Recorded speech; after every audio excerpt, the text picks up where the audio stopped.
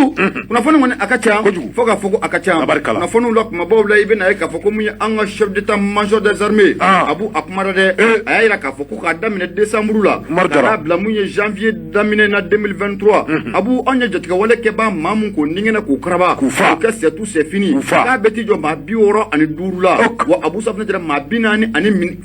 an y'o ɲɛnama k'o minɛ bagan 500 abu safunɛ jɛra ko an y'o minɛ jatigɛwalew la o kunnafoni abu safunɛ jɛra an n'a sɛlɛ abu n'o fana bɔra yen I bɛna ye k'a fɔ ko MINUSMA y'a deli ko k'u lamaga dɛ kalo 3 o kalo 3 abu safunɛ jɛra u bɛ rapport minnu k'o bɔ u y'u deli ko k'a lamaga kura ye mun ye Antonio Guterres ale kɔni y'a laɲini mun ye Mali marabagaw fɛ k'u ka fɛɛrɛ dabali bɛɛ lajɛlen kɛ ko mun ye waati minnu fɔlen don kalata la k'u k'a ko teliya ale presse kun kosɛbɛ an t'a teliya ayi dɛ ale kana presse dɛ Antonio Guterres de koyi hali n'o don kɛ ci tigɛra min na Nations Unies na o cɛ tɛ abu je répète min voix siga t'a la alors abu siga t'a la abu ka ɲɛsin mun ye MINUSMA a ko rapport laban in ma I bɛna ye k'a fɔ ko mun ye jamana gouvernement ministre mun bɛ n'o ka baara ɲɛsinnen don aw ni jamana wɛrɛ koɲɛw ɲɛnabɔli cɛ jango tɛ wa Abdoulaye Diop abu safunɛ jɛra bi jumadon in na e ko a tɛna taa conseil de sécurité ɲɛkɔrɔ wa o ni la a taa bɛnɛgɛma kura ye k'a sɛlɛ Ablaye fana il marche pas ces mots dɛ Ablaye abu o kunnafoniw bɛ an n'o lase abu n'o fana bɔra crime économique au Mali n'o ko fɔra a tɛ dunko jugu ko fɔ wa ko kun jumɛn de la ko min ye nafolo minnu n'u manquera an ka jamana kɔnɔna la abu safunɛ jɛra a dossier ninnu a ko sumayalen don kuma bɛ k'a kan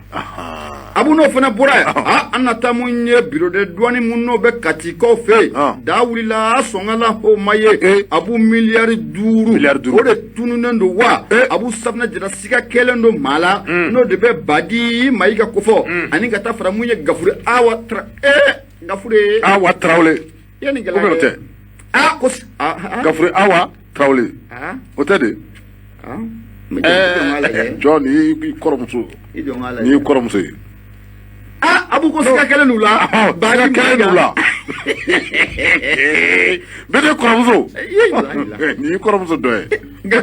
fɛn mun dɔ bɛ maa kamana gan mun ye douane yɛrɛ ɲɛmaaba DG Amadou Konate abu ale b'a ka dade kɔnɔ ko in na dɛ miliyari 5 o ka ca dɛ o ka ca jamana in bɛ waati min na komi sisan miliyari 5 n'i y'o di a bɛ mako dɔ ɲa dɛ abu n'o fana bɔra yen charlatanisme au Mali i kɔlɔ charlatanisme au Mali maa minnu m'u yɛrɛ kɛ jinɛmɔrɔ ye k'a sɔrɔ jinɛmɔrɔ tɛ tubabu tɛ tubabu maa mun bɛ guloki dɔ don a kana k'a sɔrɔ a t'o ye abu safunɛ jɛra ko a ɲɔ bɛ ka ɲɛ jamana in kɔnɔ dɛ wari yɛlɛma k'a ɲɔ bɛ ka ɲɛ dɛ wa fɛn mun don ko ni kunbɛnma k'a ma joona abu don nata la k'a bɛ kɛ baara ye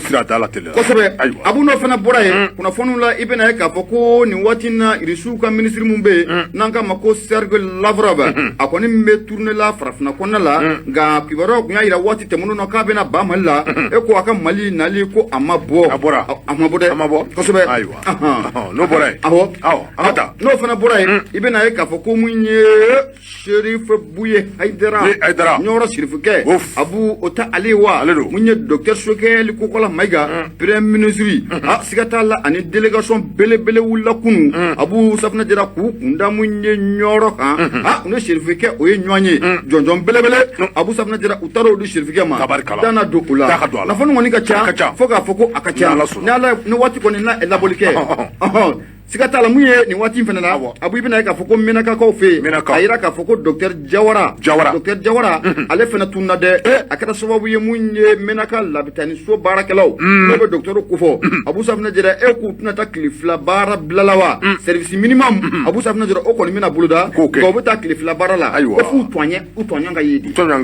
f'a ka ye siga t'a la kunnafoni kɔni ka ca abu fo k'a fɔ ko a ka ca siga t'a la ni waati kɔni a ye labɔli kɛ an bɛna nin bɛɛ lajɛlen k'a bɛnɛgɛmɔ bi k'a lase jamana kɔnɔdenw ma jamana kɔnɔ ka taa bila mun ye a kɔ kan Nuru FM do 76 33 43 03 Gawusu abu safunɛ jɛra ko dugawu ko o jaabira maa kelen ka danga o tɛ foyi kɛ ba Gaku bese dangɔrɔba in an bɛ foli lase a n'a ka denbaya ma a Gaku nin waati in na Surakabugu kɔnɔ Petit Japon a fana ka foli bɛ kumaso in kɔnɔ Sangare abe an bɛ foli lase fɛnɛ ma kwa sangare ni waati na technicien do abe an bɛ foli lase ma tabarikala i sangare abu sirajan tama an tɛ taa tu es prêt an ka taa siga t'a la an b'a gosi an ka don indépendant ne bɛ n bolo don n bɛ bɔ ni a ye sɛbɛnnikɛba ale tɔgɔ de Ablaye Jara a bɛɛ na ta abu cɛkɔrɔba bugɔko 2 dogodogonin kelen na siga t'a la o y'i yɛrɛ nɔ ye komi n ye anw ka armée n'o ko fɔra a t'an ka wolomasiri tabaw a to olu kofɔ wa abu siga t'a la k'u ye farakari foroba bina kura ye dɛ mun ye k'a daminɛ décembre 2022 abu kana bila mun ye janvier 2023 an filɛ kalo mun na an bɛ don min na ko bi anw ka armée ye wuli ka jɔ ni cɛsiri mun ni k'o bila sen kan jatigɛ wale kɛbaa ninnu n'o bɛ terroriste kofɔ abu safinɛ jara ko an ye maa mun ni k'o ningɛnɛ karaba u la k'a bɛ ti jɔ maa 65 ɲɔgɔnna la maa 42 abu an y'olu ɲɛnaman k'u minɛ caw wa mun ye bagan 500 ɲɔgɔnna abu an y'o minɛ ka bɔ jatigɛ wale b'aw bolo k'a bagan 500 bɛɛ lajɛlen di a tigiw ma sɛbɛnnikɛla ko a ko k'a daminɛ décembre 2022 la abu safinɛ jara ka n'a bila mun ye an filɛ kalo min na n'o bɛɛ janvier ko fɔ o daminɛ yɛrɛ koyi k'i bɛna ye k'a fɔ ko mun ye anw ka armée ye wuli ka jɔ ni cɛsiri caman de bila sen kan jamana in fantan 4 bɛɛ lajɛlen fɛ a ka diya Bamakɔ ani Bamakɔ n'a nɔngɔndugu bɛɛ lajɛlen na abu ko a kɛra sababu ye min ye jatigɛ wale kɛba caman bɛ yen u ye kulekan ni ka a sɛbɛkɔrɔbaw Ablaye Jara a y'a jira k'a fɔ ko mun ye anw ka chef d'état-major de fama ale kɔni ka rapport laban mun n'a y'o bɔ k'o bin a y'a jira k'a fɔ ko ka daminɛ décembre la ka na bila mun ye janvier daminɛ in na i bɛna ye k'a fɔ ko armée ko a ye wuli ka jɔ ni cɛsiri caman de bila sen kan jamana fantan 4 bɛɛ lajɛlen na a b'u ko mun ye opération 22 ko an y'o ɲɔgɔnna o kɛ o opération 22 la ko o kɛra dugu minnu na an k'a ma ko Sare Ibe ani ka taa fara mun ye Boore a b'u ninnu ye dugu ye minnu bɛ Koro mara kɔnɔna la n'o fana mana bɔ yen chef d'état-major a ka fɔ la dugu mun bɛ n'an ko ko Kara ale bɛ Masina o mara kɔnɔ ani ka taa bila mun ye Balagina Simi Kanda a b'u olu ye dugu ye minnu bɛ Bajangara mara kɔnɔna la sɛbɛnnikɛla ko a ko n'o fana bɔra i bɛna ye k'a fɔ ko mun ye Nadani n'i y'a jateminɛ k'a lajɛ ale bɛ Ɲɔnɔ o mara kɔnɔ Soso be ale bɛ Tɛnɛnku o mara kɔnɔ ani Gangɛl ale fana bɛ Tɛnɛnku mara kɔnɔ Sinzana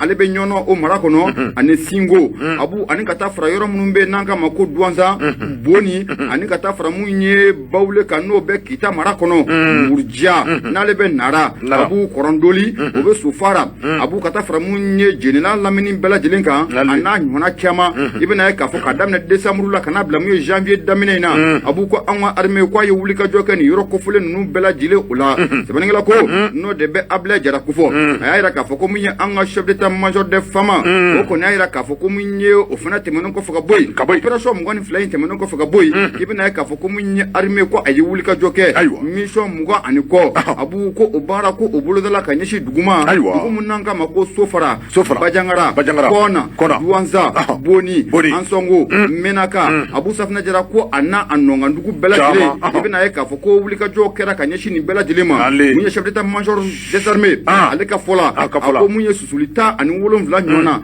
n'o bɛ marifa susuli 10 a b'u 7 ko an y'o baara k'o kɛ o susuli 17 la ko a yira k'a fɔ ko susuli mun bɛ n'an y'o kɛ an ka dagabana drone ye drone mun n'an k'a ma ko TBD a b'u ko o susuli ko o ye 3 ye sɛbɛnnikɛla ko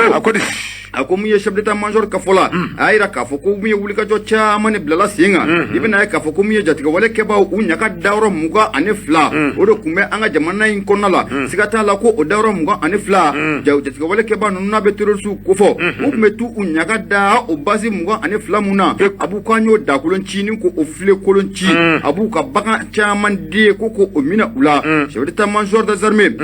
a y'a jira k'a fɔ ko o wulikajɔ mun na a kɛra décembre kalo la ni dugu kɔfɔlen ninnu na ka n'a bila mun ye janvier daminɛ na ko a kɛra sababu ye min ye jatigɛ wale kɛbaa n'o bɛ terroriste kofɔ o maa 65 a b'u k'an y'o ningɛnɛ k'o karaba mun ye maa 42 a b'u k'an y'olu ɲɛnama minɛ Abu Safinɛ Jara k'o kɛra dugu minnu la an k'o ma ko Tɛnɛnku ani ka taa Tɛnɛnku yɛrɛ kɔnɔna la ko n'i y'a jateminɛ k'a lajɛ ko mun ye jatigɛ wale kɛbaa mun n'an y'o ningɛnɛ k'o karaba ye Abu Safinɛ Jara ko a bɛ t'i jɔ maa 30 kɔ ɲɔgɔnna la o sabu kɛ pankuru minnu b'an bolo an bɛ don min na ko bi a b'u k'o kɛra sababu ye mun ye jatigɛ wale kɛbaa minnu n'u tun bɛ Tɛnɛnku mara la a abu anya chairman ko ni ko sebokoro daji abu ibina ye ka foko tege fena tara ka da jati wala keba chairman ga dugumbe nanga mako sofara boni duanza bajangara tesiti ani ka ta framunya ansongo kan ibina ye ka foko jati wala keba ko ngeleme ka sunati ka bo manifu nyana ni yoro ko folo nuna nga arme ka fola ako abu sabna dira ku jati wala keba chairman mina ni yoro ko folo nuna ani ka chairman ningena ko okraba anga chef d'état major de fama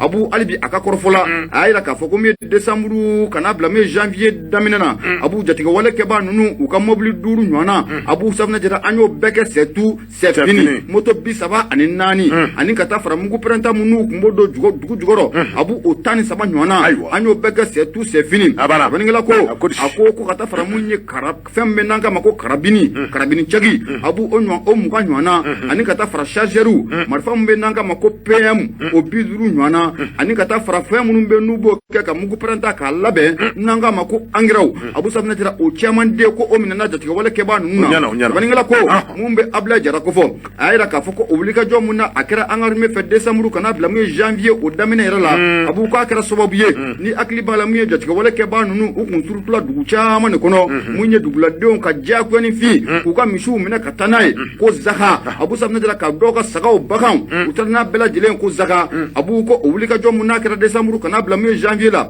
akira sababu ye munye jatiga wala keba kunye ma ko mishi munu mine mishi keme duru nyana abu sabna jara ko anyo bela jilen ko mina jatiga wala keba ula ko di atiguma chef d'état major ka fola chef d'état major mishi keme saba ani mishi muga nyana abu sigata la ko odira doko frikoma abu no fana purai chef d'état major ayira ka foko décembre 2022 kana blamu janvier 2023 la ko wuli ka job bele ko okera ko mumbe nanka makoti ama hamani ya jitemina kala je alebe ansongo o mara o kona la abu sabna jara ko akara sababu ye mawcha mane be munyi o yoro ko folo nuna no yatro jatiga wala ke bawo kala maka sunga tikabu nyala ibina ka foko arme ka wuli ka joko o bona o yoro ko folo nuna ko basigi ko anana o yoro ko folo nuna ko la me ko na kombi sabaningala ko ako fo funa tamanu ko fuka boy sira mumbe nanga mako gawo kata blamu ye labezanga gawo labezanga abu niya jitemina kala je o sira ngunkele me kata badnani na arme ya ira ka fo o sira ko folo na kadam na décembre la kana blamu ye janvier la oliye mamu sense ka se asiora la o sira ko folo nga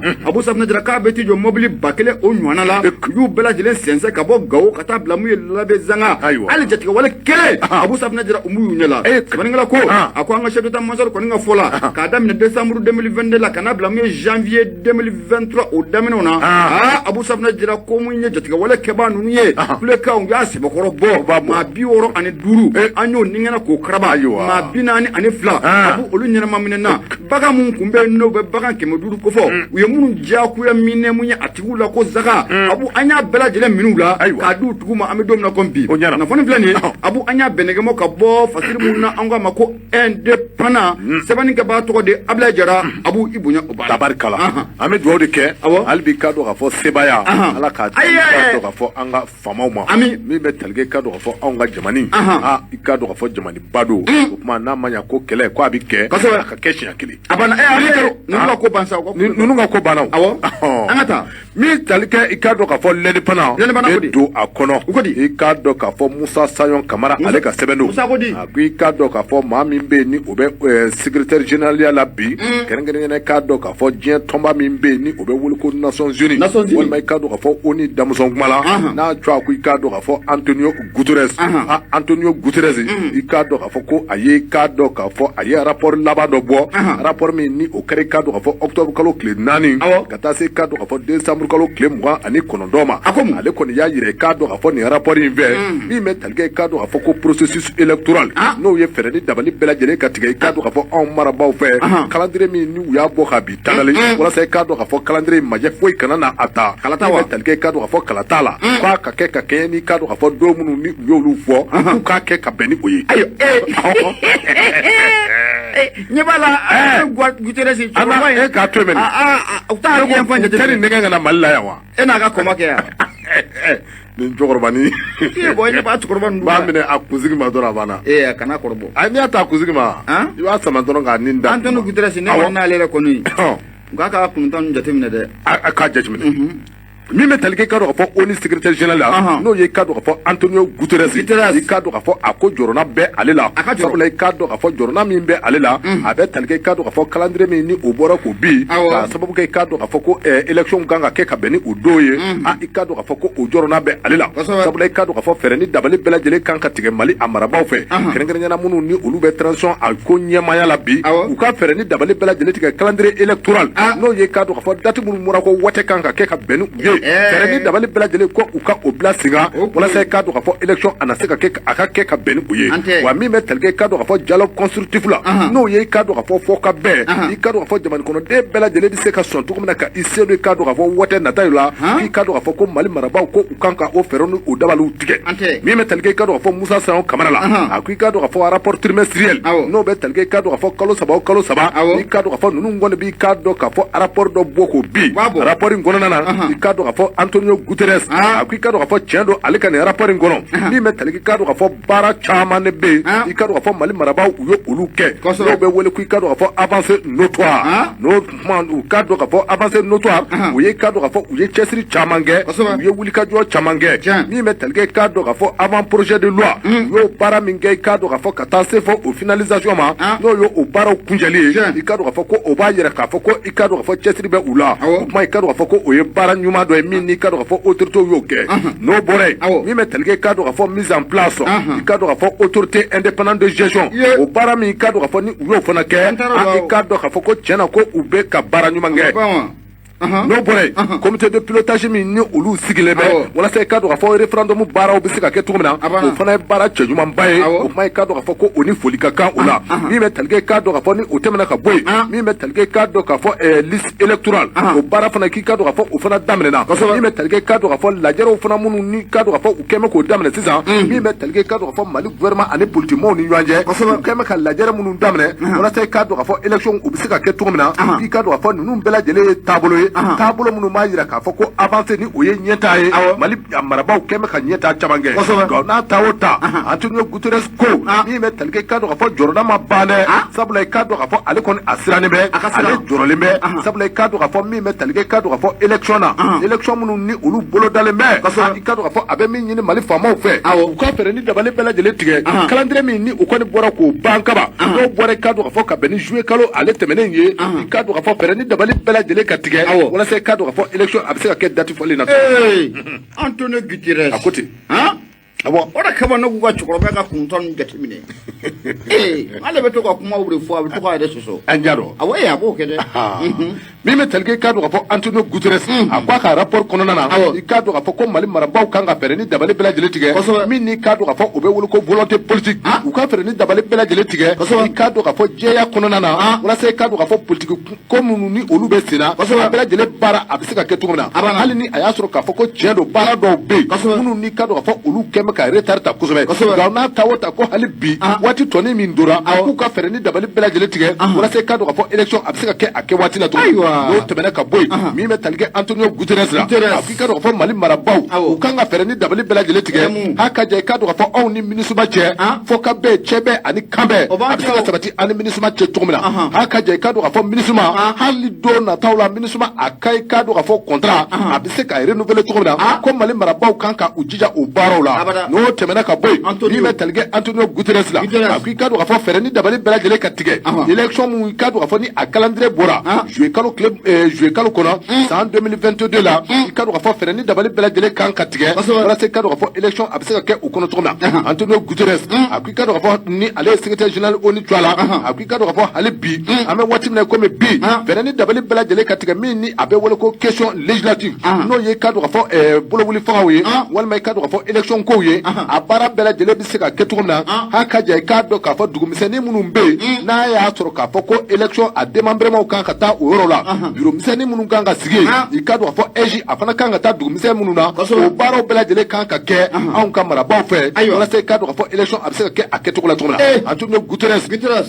a ye kɔrɔfɔ caman fɔ a ka rapport in kɔnɔ a kɔni y'a jira k'a fɔ ko n'i y'a ta k'a lajɛ i ka dɔn k'a fɔ Mali marabaaw u ye caman kɛ nka i ka dɔn k'a fɔ caman kɔni bɛ a jɛfaran sabula i ka dɔn k'a fɔ olu ka jɔrɔna ti dɔwɛrɛ min bɛ tali kɛ i ka dɔn k'a fɔ élection kɔni a kan ka kuncɛ élection kan ka kuncɛ ni élection ye o élection kan ka kɛ ka bɛn ni ka dɔn k'a fɔ mars kalo ale tile 20 ani ka dɔn k'a fɔ mars kalo san Ah, tan kono to référendum. Oui, référendum. Élection bela jelen quoi. Voilà. 2024. 2024. Oh, au présidentiel. Voilà. Donc, Antonio Guterres a pris cadre à faire d'abord Bella Dele Katige, il cadre à faire qu'un mars Carlos 2024, élection Bella Dele Kanka Kuche, ou un cadre à faire qu'à Beni Ouye, transition habitat Kuche qu'à Beni élection Moumé, ou l'ou débita qu'à Beni cadre à faire mars Carlos Corona, cadre à faire 2024. Antonio Guterres a pris cadre à faire ou un cadre à faire journal Mimbe, faire d'abord Bella Dele Kanka Tige, voilà c'est cadre à faire Nimbaro Bebsika Sabati Tourna, ou un cadre à faire politique mo cadre fo ani anga famaw ulu kan ka sonka utega di nyama wala se cadre fo bara bela de lebisa sabati to mina fatil fle ayi mi moy cadre fo indépendant kono Moussa Son Camara ala ta malede Antonio Guterres ala ta de malia ata kon te malio ale fare balila atate mali ko yi atate mali de o vai tate mali de itate mali de sigatala wati mga dawni amanga ko insuma ka be o de mo na gela fo 500 dollars abu ene pana ne be mboro do me bona aye me murana ye munye sebani ka ba alibi able jara ke akumara abu ako kanyeshi munye secrétaire général de l'ONU no ko fura ate Antonio Guterres ata ale ko fowa abu safna jarabe na ka fo ko minisuma o ye rapport laba muni ko boko bi rapport laba muni abe talike jamana yara ka gele o kan keranga la munye minisuma o ka rapport la gouvernement bora ka jabili kede munye sebani ngala ya ira ka fo ako munye anwa jamana gouvernement ako ne ira ka fo ko munye minisuma abolem fla ka kan kalo soba bara muni ka boka binta akan kalo soba rapporti abu safna jara ko kleniya ko o mayi akonna de abu communisme ku kiye bara nke ukele la wa kunne jamana marabagaw ina fo onya lanu fe wati muna ka teme ko na manya ka fu be bara bara de ke abu kuna nga je ka kenyo fe nga minisme ya aka ne rapport la ba muni ko boko bi jamana gouvernement ira ka fo ko miye ko ingara maje bele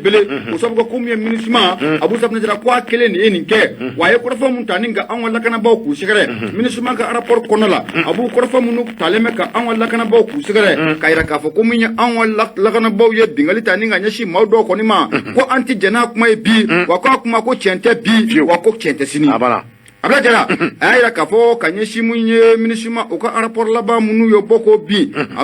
rapport munna be talike jamana yera situation kan ibina ka fo ko gouvernement ko ni ko amato akadade kono koy la dala kula ni minisuma na ye kelimfo abu safna jara munye baba gouvernement ye alebe saba nani ko shela ibina ka fo ko rapport laba munu o bora ka bineta gouvernement ko ni ko abora ay jabilike sabani ngala ko ako kanyeshi jabili yirama ibina ka fo ko munya anwa belebele insan no be abla job ko fo abu bijuma doina akunda lembe munye nation jininga sigata la ko marashi ko anata batri nyoncha sigata la ko sobe sabani ngala ko ako ni ya kitemena kallaje anwa jamana ko na la ko dugulente mashila ka fo ko on minisima abu safna jara ko be ninga na wati nimbo gele oduna ani nyonche wala samunye gele ko nin ko abisega furanga boy minisima nyema bawu akaja kata faramunya anwa jamana marabako ko abu usigira uye barlosiki nkonna la ayira ka foko ombe minishman toy akaka baro ka jamana nkonna la nga atinya femu ko abu safna jara munya anwa jamana marabaga ko minishman ko akata sira mun fe abu safna jara ko minishman ko akata usira fe abu seban ngala ko akoko adoni ngama be na ka foko bengara o kan abu bulno blakera o kan nga na ka foko minishman sikata la ko mona ka munga abu amakla o kan ngol usabga minishman bolen flaka ne rapport la ba muninka boka binta abu sikata la munya ngo jamana marabaga ya kafo ko mi minisima ko ama kuma kan ka batu to shila ko sabuke bengara kane kafo na manya kafo ki abe sega sega ko baro ko bulda anwa jamana kona la anwa jamana marabago de kanga jeka akenyo anve bengaro de kan so ngera uma nga minisima suko ane duk saja che abu sabna jira obi na ninke walen ko ka anwa jamana marabago ya ira kafo ku te jena bi ku te jena shi abana Chabani ngala ko akuibi na ka foko ane minisima e barlo sigi munke November ko klita anduru sam bafla ane sam ngo ane fla abu safna jira ane ngana bla me janve ko klita ane shegi sam bafla ane sam ngo ane saba akundu golente mashila ka fo wati temuno na anwa jamana marabago ya ira ka foko mi minisima aka pamuru poi ko otena wuli anwa jamana ko kono la ble abu adoni ngama minisima se ko torola unanwa jamana marabago yeni barlo sigi fla ko ke o barlo sigi kona la ayira ka foko abemika akan ko minisima ko aka mpanguru ku ube wuli aka dronu ku ube wuli ngana manya ka fo ku ube wuli abu nyobe nyobugu gataka an konin ku oba alade abe feren dabali bela jelenke aka nga jamana marabago ninku uladoniya ko kan no o make abu safna jira ko sigata la ko munyi ko be ke maje goy abu ko bengero kan songero kan ga ira ka fo ko mi minishima abu ko ne rapport la bayna umo osira ko tamade jamana gouvernement ira ka fo ko munyi minishima u ga rapport la ba muno oboraka bi abu safna jira munyi Antonio Guterres ale rapport la ba munin ko okala rapport ko na la ube jela kli do tani nganya shi an walla kana ba ma no ba an wulu masiri tabaw ko fo kaira ka fo ko olube la kala ni muna an wa jamana ira ko na la abu safna jira ku buka buna adama de ira la fu koy ko mu droit de l'homme abu safna jira ku buko la fu ko sobe an wa jamana o konna an wa jamana maraba ko o korfa muna abolen flaka shela ni eta abu safna jira ko sigata la ko jela ki fu do an nyete frasila jien be frasi muno be droit de l'homme respecté katima an wa la kana ba ko Oteo. Au sera cité. Droit de l'homme. Anga moba respecté kateme nimbeka. Alors, c'est pas ako gouvernement ya ira ka fo aka korfo konna la ukelema ka jelaki munuta ka munya armée ra ka segre munya secrétaire général de l'ONU no ba Antonio Guterres ko fo abu na manya ka fo kiba fo ko ni masara ni sara ni wa yiro ina ibo fana da asanfe aka sa to ye niye ibo fana da asanfe akara do muna ibo obela jelen ko da asanfe nga munya ka kuma fofo ka temete na fantola abe rapport bogabi koni fali ngera mamun fara ato tofo a fali kera yoro mun ato fo fali kera do mun ato fo o mele shigu alors o mo rapport o koni kala mi feno sebeti gouvernement ko te jinaade abu safna jira ali bi munya anga belebele no be abla job ko fo akoni ya ira ka fo ko munya jamana gouvernement abu safna jira jugu managa sunzanye to afoko akluka ja afoko abe boli akoni ministre ka rapport la ban jate mina kalaje abu safna jira ukanga buguna tike ka kono o sabga munya arme malen monte a puissance ame domna kombi okuma ko munya oye nyadimi abu ko kona dimi ko oto oye nga yu ka rapport imbela jilenge ka ba abu sabna jira udama maga an arme ka sana yelena ojuwaye dati mo law o mandu yo o to juwaye o to fe ay to fe de arme be ka monter en puissance minge akuma tsika fo nunye utafe haluka kuma me sabari lako ako siga ko ni temu na munya anga jamana gouvernement ko ni ayira ka fo ku ne Nations Unies nga bolo fata mo mbam fe na ngama ko ministre abu sabna jira sigata la ameseka jeka barake nyon fe nga wati temano na anye mu fo ministre abu ko man makan kane wanti na wuli ka bo an makan ka tusila na manya ka fo ko mi ministre ko ni abe barake anga jamana kono abu anga jamana marabogo ye sariya mun ko boli ministre ka jija ka tamo fe na ma tamo fe sigata la ko dunu na tawla ka be ke majebele anga jamana abu sabna jira munya sabani ngala no be abla jira ko fo akoni ayira ka fo ko bijuma du yan gonna sigata la munya anga belebele yin no be abla jopu ko fo akundale men Nations Unies nga abu ni rapport labai ubuna ta akolo na buka bo hwana munya Nations Unies o kenaka na foni flani anya sama ka bo indépendant ale kono la sabani ke ba to de abla jara abu ibunya oba tabarkala bitiri kadu fo abla jara amba fo abla jara kadu ka fo ni ale ka seven blanc ni metal ke kadu ka fo Yusufu Kurate ka boy kado ka fo soir de bamako kono ma le ka o sebeta mi metalge kado ka fo sherifu de nyoro mi kado ka fo ni oyembuye mi metalge kado ka fo jamani anyema ba chama i kado ka fo ko ulu ye nyanzoro afay sherif wi haidra mi metalge kado ka fo mbuye haidra la delegation belebele mi ni obora mali gouvernement twala i kado ka fo ye nyanzoro kado ka fo sherifu fi wa kunte dorere o de kado ka fo sherifu wati mi kado ka fo trophée mi ni ataraka di ama anga jamani amara ba fe ne kado ka fo Hasmi Guita ale yi kado ka fo hakina nyuma mununda yi kado ka fo jamani ma do be munumbe kado ka fo ni olu ye kado ka fo ujoro fi jamani kola ko be haka ja kata fura kelko o domaine kan kado ka fo ka trophée taka di uma ni metelge kado ka fo sherifu de nyoro la yi kado ka fo ale ka jonjo taraka di amakunu ni metelge kado ka fo mali gouvernement ma chama ne kume akereka premier ministre kado ka fo docteur Chokel Kugola Maiga yi kado ka fo aye déplacement ke we no yi kado ka fo ka se ka bo kono ko kata kado ka fo nyoro di Sahel kado ka fo kunungo kado ka fo ni o bena janvier kalo clé mois ani woroma en 2023 la ni metalge kado ka fo ni remise ni o ye ka trophée kado ka fo jonjo ka taka di sherifu de nyoroma ka da kado ka fo sherifu de nyoro buye aidra ale ko ni taraka ki kado ka fo amemi wole ko trésor humain vivant trésor humain vivant. Nakaka nunu ye diɲɛ jalaw de o. Ɲadɔ. Serifu ka ta ye lara jalaw de koyi.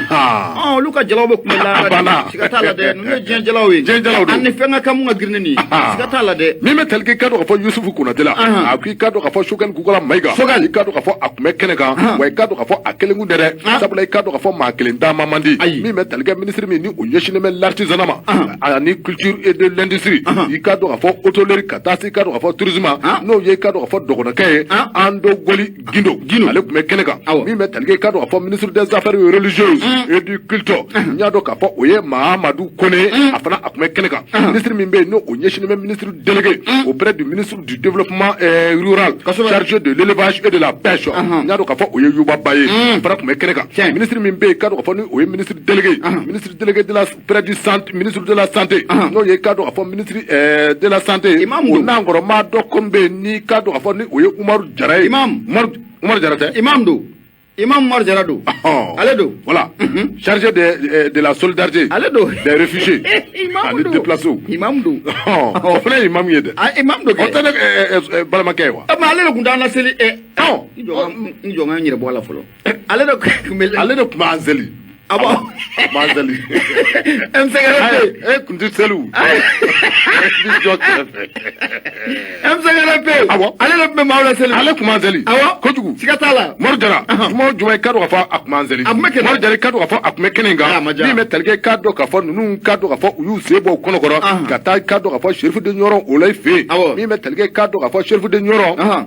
Asimi Goita i ka dɔn k'a fɔ ale kɔni i ka dɔn k'a fɔ a ye a kanu tɔgɔ bɛɛ lajɛlen na min bɛ tali kɛ i ka dɔn k'a fɔ Nbuye Aidara la i ka dɔn k'a fɔ ko ani nin jɔnjɔnw ka kan maa minnu bɛ yen i ka dɔn k'a fɔ ni olu bɛ wele ko trésor humain vivant n y'a dɔn k'a fɔ o ye jɔyɔrɔba ye min n'i ka dɔn k'a fɔ buna adamadenya yɛrɛ ale jɔyɔrɔw kan maa min bɛ yen i ka dɔn k'a fɔ ni a y'i jɛniyɔrɔ fi o kɔnɔna na kosɛbɛ maa min bɛ yen i ka dɔn k'a fɔ min bɛ tali kɛ i ka dɔn k'a fɔ cɛfɔ kanbɛn i ka dɔn k'a fɔ a ye o baaraw sɛbɛn kɛ Sherifu de Ɲɔrɔ a ye o kɛ min bɛ tali kɛ Asimi Goita la a y'a kanu tɛgɛ bɛɛ lajɛlen na i ka dɔn k'a fɔ jɔnjɔn a ka taga di i ka dɔn k'a fɔ Sherifu de Ɲɔrɔ ma min bɛ tali kɛ i ka dɔn k'a fɔ ministre min ni o ye i ka dɔn k'a fɔ Ando Goli Gindo ye n y'a dɔn k'a fɔ o ye ministre de la culture ye n y'a dɔn k'a fɔ kɛnɛ in ye ale ka kɛnɛ ye i ka dɔn k'a fɔ kɛnɛ in kɔnɔna na min bɛ tali kɛ i ka dɔn k'a fɔ ministre Gindo la a ye kɔrɔfɔ caman fɔ i ka dɔn k'a fɔ jɔnjɔn min ni a kanunen filɛ nin ye i ka dɔn k'a fɔ anw ka jamana ɲɛmaa fɛ ko n'i y'a ta k'a lajɛ i ka dɔn k'a fɔ UNESCO Mali ale bɛ UNESCO tɔ kɔnɔ UNESCO i ka dɔn k'a fɔ o ye diɲɛ tɔnba dɔ ye min bɛ tali kɛ i ka dɔn k'a fɔ seko dɔnko ani kalanko ale kɔni ka dɔn k'a fɔ o bɛ diɲɛ tɔnba dɔ kɔnɔ Mali kɔni ka dɔn k'a fɔ Mali bɛ o tɔn in kɔnɔ o kuma i ka dɔn k'a fɔ a kanunen bɛ i ka dɔn k'a fɔ san o san i ka dɔn k'a fɔ nin baara in a ka ta ka maa dɔw sɛgɛrɛ maa minnu bɛ i ka dɔn k'a fɔ ni u y'u jɛniyɔrɔ fi kosɛbɛ cɛfɔ ani kanbɛn bɛ se ka sabati anw ka jamana in kɔnɔ cogo min na maa minnu bɛ i ka dɔn k'a fɔ ni u y'u jɛniyɔrɔ fi min bɛ tali kɛ i ka dɔn k'a fɔ furakɛliw la n'o bɛ wele ko médecine traditionnelle maa minnu bɛ i ka dɔn k'a fɔ ni u ye u jɛniyɔrɔ fi o kɔnɔ i ka dɔn k'a fɔ jɔnjɔn ka ta ka di olu ma koyi i ka dɔn k'a fɔ UNESCO a ka taabolow la UNESCO ale ka tabiyaw kɔnɔ ko o nin baara in bɛ kɛ convention de 2003 ka taa se i ka dɔn k'a fɔ convention de 2005 ma kuma i ka dɔn k'a fɔ ministre a ye kɔrɔfɔ caman fɔ a ko i ka dɔn k'a fɔ jɔnjɔn min ni a talen filɛ ka di i ka dɔn k'a fɔ Sherifu de Ɲɔrɔ ma ko i ka dɔn k'a fɔ ko a jɔyɔrɔ bɛ anw ka jamana in a ɲɛ t'a kɔnɔ cɛfɔ ani kanbɛn a caman bɛ kɛ anw ka jamana in kɔnɔ ka sabati i ka dɔn k'a fɔ a caman bɛ min ni a dɛmɛ Sherifu de Ɲɔrɔ la kuma i ka dɔn k'a fɔ Sherifu de Ɲɔrɔ i ka dɔn k'a fɔ Nbuye Aidara ko ani nin baara in ka kan Malikuntigi ka dɔn k'a fɔ ko a ye a kanu tɔgɔ bɛɛ lajɛlen ka nin waleya in k'a ta ka di k'a dɔn k'a fɔ Sherifu de Ɲɔrɔ ma k'a dɔn k'a fɔ ka se ka a encourager n'o ye k'a dɔn k'a fɔ timinandiya min bɛ a la cɛsiri min bɛ a la faso kanu min bɛ i ka dɔn k'a fɔ Aidara la n'o ye Nbuye Aidara ye i ka dɔn k'a fɔ ko dɔɔnin tɛ i ka dɔn k'a fɔ ko Nbuye Aidara ko n'i y'a ta k'a lajɛ Nbuye Aidara ko maa tɛ bilen min ni a kan ka présenter i ka dɔn k'a fɔ diɲɛ maa la bilen maa tɛ bilen min ni a kan ka présenter i ka dɔn k'a fɔ malidenw na Nbuye Aidara i ka dɔn k'a fɔ ministre a kɔni ye caman de fɔ a y'a yira k'a fɔ ko n'i ye Nbuye Aidara ta k'a lajɛ Nbuye Aidara i ka dɔn k'a fɔ ko a ka ko ti dan Mali kɔnɔ dɔrɔn min bɛ tali kɛ diɲɛ bɛɛ lajɛlen na ko bɛɛ lajɛlen de mago bɛ Nbuye Aidara la diɲɛ bɛɛ olu ye ɲɛdimi o kɔnɔdimi t'olu ye aramu abu mina mu fiena ne certificat ya kunda Mauritanie kan jama de be boy na fo lara bolomba wa Morocco ka jugu noyi tabakata mi be telke kado ka fo ministre la akui kado ka fo mbuye edra ayi kado ka fo tasuma chama ne be abe abla jele dufa mi be telke kado ka fo chefo kambe abisika sabati mali kono to na chefa bela jele fe farafina ale du golo ka kerengere na kado ka fo mbuye ay kado ka fo ayi joni yoro fini bela jele la mai kado ka fo jonjo min tale fla ka di amani ka sababu mabo dora fede mamunu be kado ka fo ni uyu joni yoro fin kusobe médecine traditionnelle au domaine kan mamunu be kado ka fo ani pharmacie no ye kado ka fo pharmacopée médiation sociale no ye kado ka fo armando ni nyanje fo ka ben bisika sabati to mina we adra ayo o baro ke kusobe mi metalge kado ka fo fatribala no ye Yusufu Kunate akui kado ka fo Sheriff de Nyoro ikado ka fo ko ay niso jara wa kado ka fo asunaka jojo mine sabla kado ka fo mvie adra ayajira ka fo bara fo fembe ni alebe ake jamani ye ale ta ke kado ka fo ni nataye wa ta ke ni warko ye ta ke ni sanko ye ale kado ka fo jamani warate ale bolo ni malite mai kado ka fo ni tasuma wulila jamani ngono ale de bi ke sababu ye ka dufa goy wa kado ka fo ni ale fana ma oke kado ka fo ko masa ko abijigi ale la ko so mo wichege awo koko ale bi koko ke amada bo trofe ko kama amada bo kado ka fo fama ka sanu di ama ale te gouvernement kono achama male gouvernement kono amakuta maka gouvernement la mais minye ka duwabu ke jamani nye ka tasuma ka dufa ka bo jamani ngono kado ka fo ko oye ale kechi ale bo bara aboke jokel kugala maiga kado ka fo kerenga afana ye kuma ta koy akui kado ka fo ko mauti Sheriff do tabule kado ka fo ko ni yame medicine ni yame ko santé ni yame ko médicament akui kado ka fo Sheriff de Nyoro do ayemi mo le soir de Bamako kono Yusuf Konate ale ka sebelu abu le soir de Bamako Yusuf Konate ame folita ni ka asegere bara nyana ka fasi be ko nyana muye buye Sheriff ke Abu Safna jara ayira ka fo ko ka dema fani ko dema be transition ma alibi sigata la de eno refi na ngi be ta ba mu ko ni buye de ma wulu to abe ba binan konti ka dima atite mo akorobo ma politiquement nu ko be Sheriff ke be ba bi million fla dama iboto abe million nani di ma bi ka million fla mine ti se ka ba ka million nani no oui tas yemendi o sekle abana ala ka nyaka dama Abu Safna jira meta ne be bolo do me boni la revelation ko dogolen ku bange kenaka ni ya boko ke maworo anita ane kononto ka be bijuma do ma jambe ko kle mugo ane wolon vla sigata la samba fla ane samugo ane saba abu muye prosper ki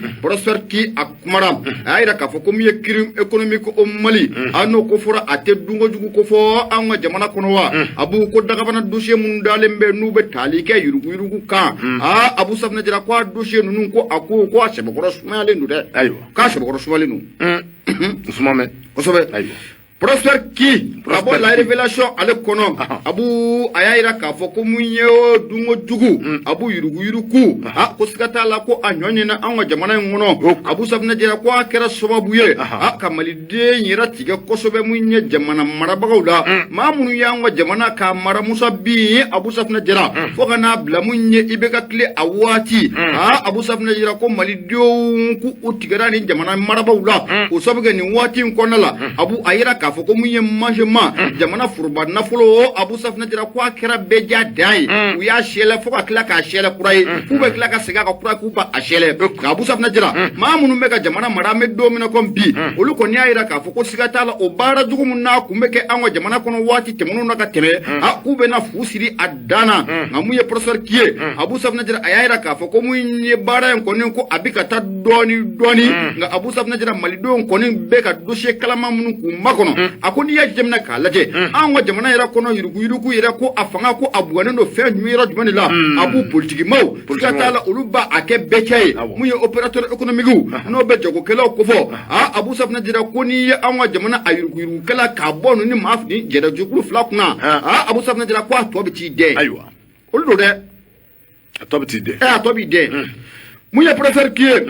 abu ayira ka fo ko munye mamunu ye Musa fanga ni ka boka binte chari nangu mako demokratu Abu Safna jira ulu nana fanga kata ulu kelenga fanga ta una na wulika jone chesri ko place nga Abu Safna jira kara fera kuro ko place nga fera munu na be ka sababu ye ka jamana era na fulo ninka bela jile trabaso Abu Safna jira ninka ku dufa ko tenten tate bosh temenem o fera nu yo musiki senga Abu Safna jira ukela kana ne sare o fene sare minnu b'a yira k'a fɔ ko hali n'olu ye jamana nafolo ni k'a manjema Abu Safina Jara gasiga t'a la ko ni sariya in Abu Safina Jara a b'olu la kisi u ye nin bɛɛ lajɛlen bila sen kan k'a daminɛ 92 la Abu Safina Jara ka n'a bila mun ye IBK fanga o waati a ko Alpha Umaru Konare san 10 mun ni k'o kɛ Alhaji Ibrahim Boubacar Keita IBK ala ka hinɛ a la ale ye san 7 mun k'o kɛ Abu Safina Jara k'u ye jamana kɔni ko k'a sigi a sen sabara kan i bɛna ye k'a fɔ ko mun ye cadre Abu finitigi kunda civil kunda an ka jamana institution baw ɲɛmaw ani ka taa fara mun ye opérateur économique kɔni n'o bɛ sɔrɔ bosobaw kofɔ Abu Safina Jara ninnu caman de farala ɲɔgɔn kan ka jamana foroba nafolo ni k'a buruja fo k'a tila ka a buruja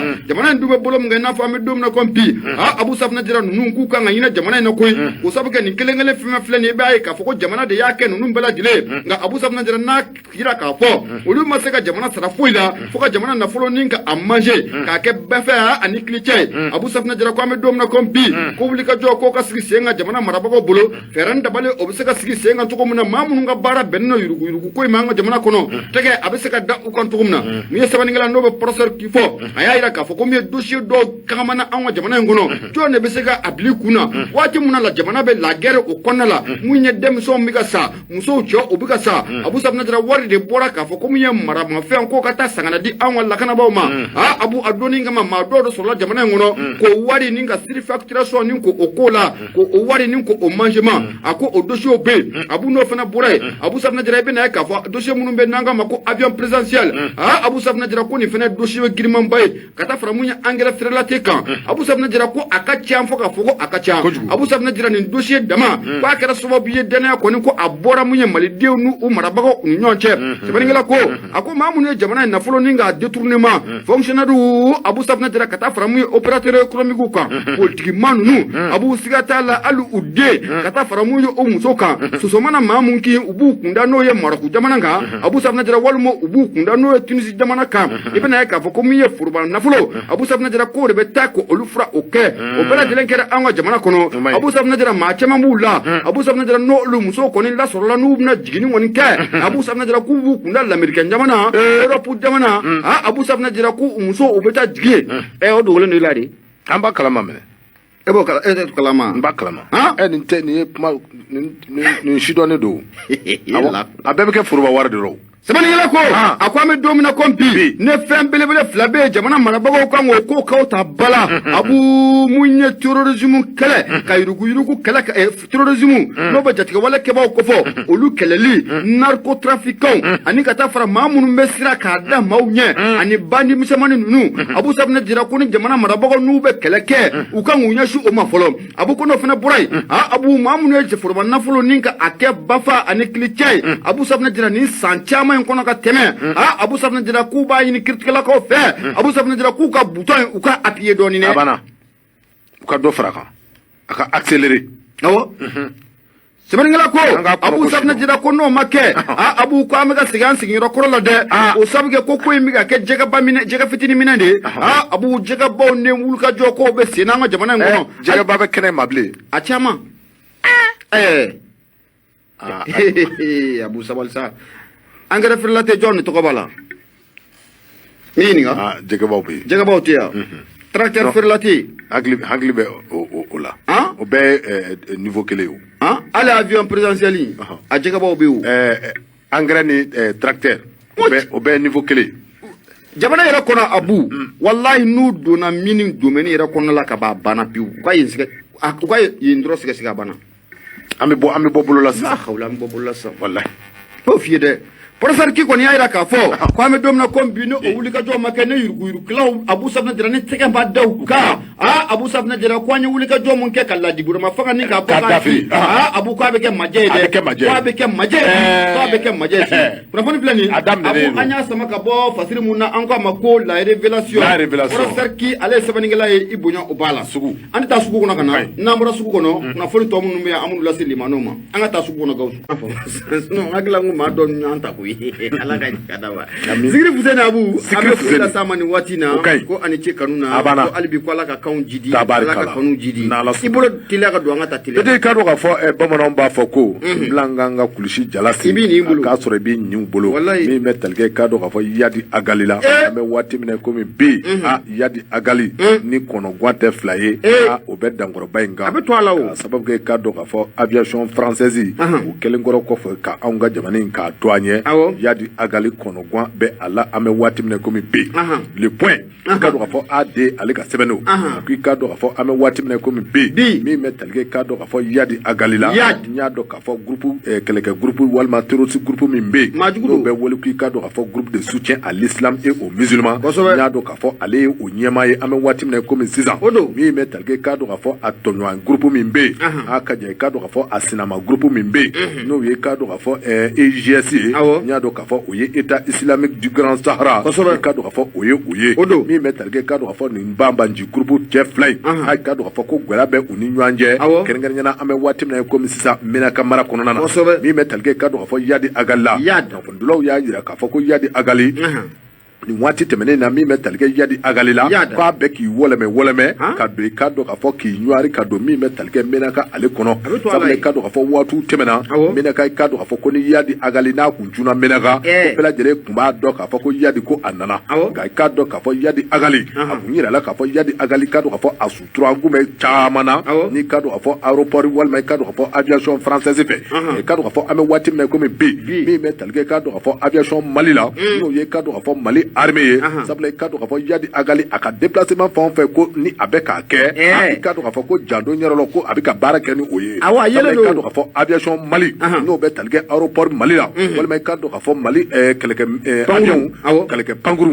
kado ka fo ulu be yili yala la sa ani wati kado ka fo mawo ma kado ka fo ni ko ni bamanjiye kado ka fo susuli obetaka isegre o de sabla kado ka fo ko dwa kun tebene na ni me talge yadi agali la abina fo kono gwa be ala sabla kado ka fo ko combattant no ye keleke de do ye ko akoni kuma recrutement ko akanga uke no ye kama kura utaka kado ka fo ka wala sa aka ran no be talge kado ka fo aka keleke bolo abisika la kura tobna sabla kado ka fo yadi agali ayere la ka fo ni wati labaina mi me talge kado ka fo yadi agali aka keleke de asabe joya me sabla kado ka fo aviation mali mi me talge mali armée la ulu kon keme kay kado ka fo fali chamanda ka yadi agali ka keleke don ku segere o de sabla kado ka fo yadi agali kono gwa keme ka amene watina sabla keleke de joya me o mai kado ka fo abeki nyuari sa ani wati abito nyuari la o kado ka fo ki nyuari ka do menaka ma do be kado ka fo halibi abeka nyini olu bi sika na fara kado ka fo ale ka keleke do nga to sabla kado ka fo mali armée o be ale ka kale susu be talge kado ka fo EGS mola o fana be kale fana susu o mai kado ka fo ni ale ma kuna ja ale kado ka fo ko gwela ta me ka segere ngere kado ka fo daga min be ni o be wele ko menaka kuna fo ni fle anye mi mo le point kono ade ale ka sebeno Teliala mais bon sebe an ko mi ma ko l'indicateur du renouveau ade ale bolo nodu akukanga ta minaka nantra minaka ibna ye ka fo ko organisation mondiale de la santé dans sok mana nan ko ma ko OMS oluga bolo faram ko ni be minaka ka o fe no oluga médecin d'appui no be talike docteur Mahamadou Jawara ale ko ni taraka tununa e kabitene do janvier kalo klimwa ani saba san 2023 ko bamanci do fe nu yere suya madon folo kanyeshi ni wale ayma a demembaga ko ni a barake nyogo olu ko ni wala saka dementa kanyeshi che ko fole yere ma min tununa depuis tenendo mena ka ka fe no olu ko ni service minimum do boloda no o sigra senga kunungo na be bambi juma don yere janvier kalo klimwa ani wolonvula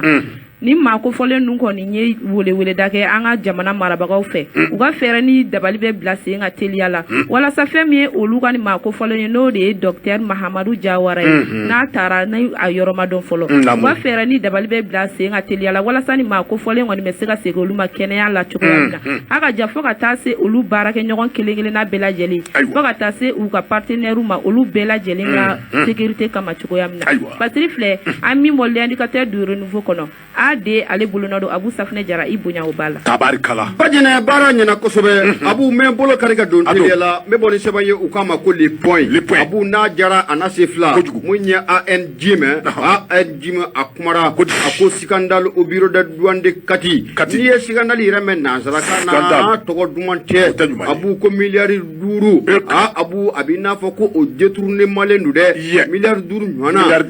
douane ka bolo fara munno be kati ko fe abu sika kaleno ka foko milliard duru ko o nyamatu nendo wasika kaleno mamuna o de badi maiga ani ka tafara munye gafur hawa trawle gafure awa trawle badi maiga ala gafure awa trawle awu eni soma diplomata munye femuno kelemeka maw konin kamana gam douane yira nyama ba no de be international ko fo Amadou Konate abu ale kelemeki da global siki koina ka kuma tabani ngala ko akuni yenin ko injate mina ka laje abu eko sanira damine na intena ke sigandali jugu bayewa na okono sigandali jugu munna be dungo jugu ko fo abu ko akule kan folo ko abora douane kati olu yoro douane nga bolo fara munno be kati ko fe abu sigata la ko manga ko nin ko aburai ndwa kun damine yira ko na abu nin kibara ko nin ko abora ka binte chali na fe munno be ga manifun ko nin ku kamana ga fe munno be na fulu ko fo no be talike milliard duru la e mu yenyama bay no de belge inspecteur général Amadou Konate ko fo abu akeleme ki da global sigi atika kuma zamani ngala ko akuni ko injate mena ka laje abu ko kabako do koy na fara ko anga jamana ni ya tabolo de temene ka laje adugulante mashila ko digmena songora ko oyekini ga douane kati abu ko na jara ko anase fla ko mu nyese fo war milliard sabaka na bla milliard durula abu o korofo de besina kaira ka fo ko ni musaka ko ni ko atuna musaka ndu nganga na munye jamana ira trésor public de ko kaira ka fo ni musaka abu ayesra janta de mashita do atara yoro muna tabaningala ko akoni ya jitemena ka laje abu ko ni mafia jugu bay mafia muno asigira senga ngo jamana ngono douane ira bulo fara la ka beninga na wati jambo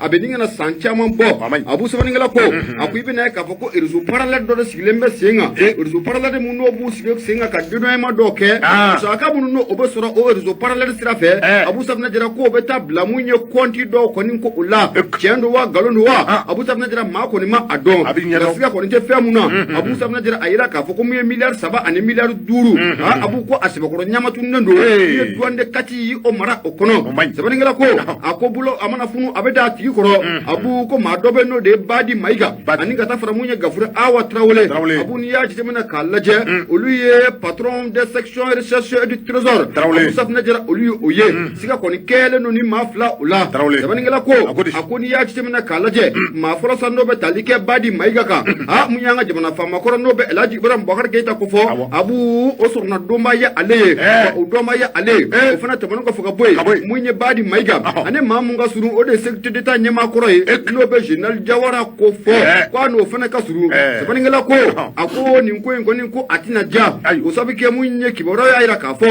uyu karadaru flip anana ka fo ko fuwe ma ko fole no be badi maiga ko fo abu ale ra ko na somgoy o sabi ke badi ko a commencer ka wardo ko ko srali dam ne ka ba munye anga wakane okono ga munye musoko fole no be gafur awa trawle ko fo abu ni ya temna kalaje ale patron de la section du trésor ami domna kom bi bureau de kati okono abu ya le chalo ngabo ajora la abu ka ale wuli ka boy fole yen ako anyama be ka jo yoni ngala ko abu ko ni ka managa ko yen o sabe ke munye mamu ira be no be douane nyama bala no be talike directeur général Amadou Konate ke ko ni ale kele meki da global sigi abu sabna jira ko atika kuma ni ko ina sabe ngala ko aku wati temono na ibe na ka fo ko munye inspecteur général directeur général Amadou Konate ale de ya disu ko ni ka goshi kaira ka fo ko douane be ka baraka abu sabna jira neni kala ka ke oluka ke wale fendo femu na be manifin ko ni ku kamana ga sabe ngala ko aku wati mun na kulo dunani kibora ina milliard saba ani kana bla milliard durula o ka nyama tunun tan abu sabna jira mu douane kati o mara kono fendo fem na be ma kamana ga abu yo wuli ka to chama ne bla senga une douane nyama ira be sika nyoye to ko muna ga abu sika tala une douane nyama ani kata faramu nye bulo faramu douane nga bulo faramu no be kuluguru ko fe o directeur régional no be sika nyoye to ko muna ga abu sika tala une nu shima sika nyoye la suro wala samu ye nko enka akuna nyenya ko odonga bɔ ɲɔgɔn na nka siga kɔni tɛ fɛn mun na abu donna nataw la ni miliyari 5 ko miliyari 3 kana bila miliyari 5 mun na n'a ɲamatunnen don abu tafa jira ko a kunnafoni ko ana da malidenw tulo kan kunnafoni filɛ nin an y'a sama ka bɔ le point ale kɔnɔna la an jima ale sɛbɛnnikɛla ye i bonya o b'a la Abu ame bita benigamo asira gausu wati kone asira korosira ame akituninga gausu fe ko sabu gandu na ka watu kona la ame akituninga fe gabu yana ngabo mwe bo gino ame fulla sama yere bakono kona la bakar gino nyode fiena sa ngumi farafun furakala du nga siglete akama mamunumbe aka jako